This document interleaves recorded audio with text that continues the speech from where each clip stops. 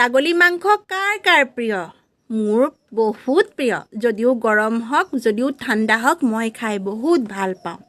এগৰাকীয়ে মোক কমেণ্টত কৈছে তই বোলে ছাগলী নিচিনা, তোৰ হেনো কথা কওঁতে হেনো আগ দাঁতকেইটাতকৈ 5 দাঁতকেইটাহে ওলায়।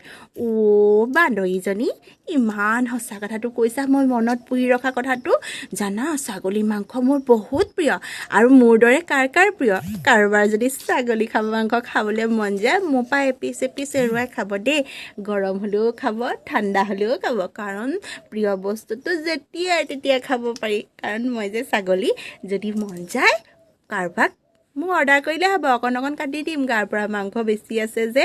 আৰু সেই বান্দৰীজনীক কৈছোঁ, হেৰ' বান্দৰী, তই চাগে দেখিবলৈ কাঢ়লা সাপডালৰ নিচিনা, তোৰ চেহেৰাচোন নাই, তোৰ অৰিজিনেল ID নাই নেকি? নে লুকাই আছে?